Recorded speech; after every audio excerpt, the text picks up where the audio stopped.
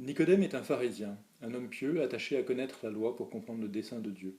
C'est un personnage important. Jésus s'adresse à lui en tant que docteur d'Israël. Il est connu. Il vient voir Jésus dans la nuit. Est-ce pour ne pas être reconnu? Est-ce peut-être aussi une façon pour Jean de nous indiquer que il est encore dans les ténèbres, il ne croit pas ou pas encore que Jésus est le Messie.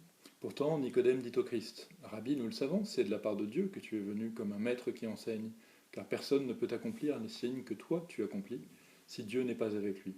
Par ce nous, il s'associe aux disciples. Nicodème est un rabbi, il vient en égal de Jésus, mais lorsque Jésus lui affirme qu'on ne peut pas voir le royaume de Dieu à moins de renaître d'en haut, il est perdu. Sa réaction est il est impossible de naître une seconde fois, de quoi parle-t-il? Et Jésus insiste, hein, personne à moins de naître de l'eau et de l'esprit ne peut entrer dans le royaume de Dieu. Nicodème est encore plus perdu. Pourtant, il connaît Ézéchiel au chapitre 36. Je répandrai sur vous une eau pure, et vous serez purifiés. De toutes vos souillures, de toutes vos idoles, je vous purifierai. Je vous donnerai un cœur nouveau, je mettrai en vous un esprit nouveau.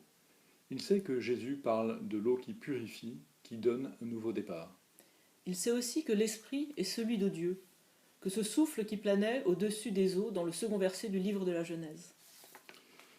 Ici, Jean accumule les références à naître de l'esprit, naître d'en haut, naître du souffle de l'esprit. C'est peut-être une façon de souligner notre difficulté à croire, notre tendance à réduire les textes sacrés à notre vue humaine.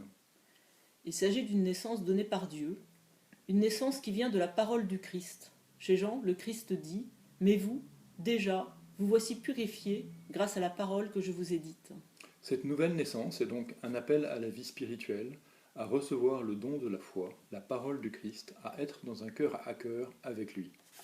Alors concrètement, qu'est-ce que ça veut dire pour moi en fait? Dans notre vie de tous les jours, quelles sont les questions que cet évangile peut nous suggérer?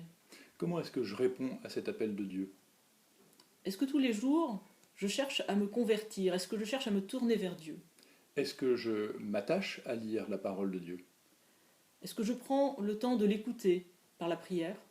Est-ce que je cherche à unifier ma vie afin que mes actions, là où j'interviens, famille, école, travail, vie associative, soient le fruit de cette vie spirituelle?